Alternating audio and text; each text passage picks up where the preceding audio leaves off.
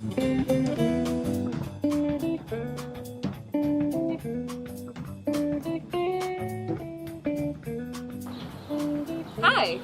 I'm Emily Trask, and I've traveled all the way to Washington, D.C. to the National Folger Shakespeare Library to tell you about this class because I'm so excited about it. It's called Conversation, How to Sound Like a Human Being in Classical Verse. Or if you want to put that in iambic pentameter, conversation, or how to sound like a human being in classical verse. Bam! Yeah. Anyway, the class is pretty much just that. How do you sound like a person in these classical texts? I think for most of us, our first meeting of Shakespeare is in the English classroom, and that's pretty much where it gets stuck. I know as a professional actress, I've been lucky enough to work in classical theaters all across the country and do quite a bit of Shakespeare.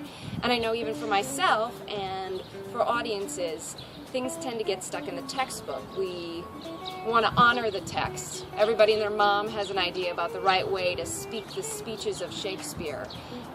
But what we gravitate to most in the theater is when we see a living human being up there in the mess of the moment, which is not so easy to do in a classical verse structure.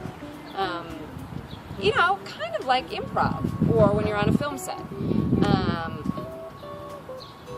This is so meta.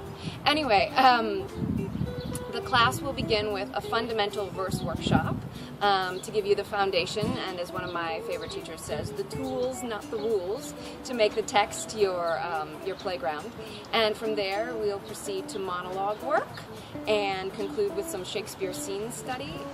And by the end of the class, you'll have a classical monologue at your disposal, and you'll have the ability to approach Shakespeare's sides with confidence and be able to impress your friends with iambic pentameter at dinner parties.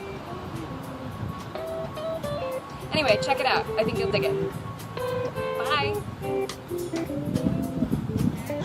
Bye!